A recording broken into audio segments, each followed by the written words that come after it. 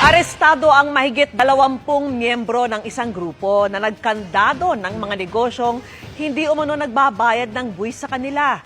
Pakilala ng grupo, sila ang bagong gobyerno at pagmamay-ari umano nila ang buong Pilipinas. Nakatutok si June Veneracion.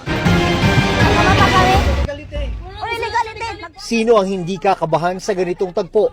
Nagkuha na kami ng permit. Armado ng itak at samurai, nilusob ng mga miyembro ng Federal Tribal Government of the Philippines o FTGP ang ilang establishmento sa Surigao City noong January 24.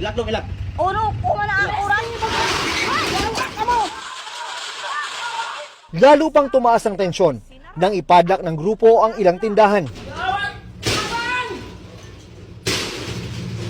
Pakilala nila, silaan nila ang bagong gobyerno at pagmamay-ari umano nila ang Surigao del Norte at buong Pilipinas. Nagkaroon po sila ng padlock operation at kiniklaim nila na hindi na pwedeng mag-operate dahil hindi nagbabayad ng buwis sa kanilang grupo. Halos isang buwan matapos ang iligal na pagpadlak sa mga establishmento. Sinalakay ng mga otoridad ang compound ng grupo sa bisa ng warrant of arrest sa kasong usurpation of authority. 21 ang inaresto, kabilang ang mga leader ng grupo na sina Dato Adlaw at Bay Lourdes. Sa pagkakaaresto po sa dalawang leader na ito, kay Dato Adlaw at kay Bay Lourdes, naipakita po natin na wala pong hihigit o lalamang pa sa gobyerno ng Pilipinas.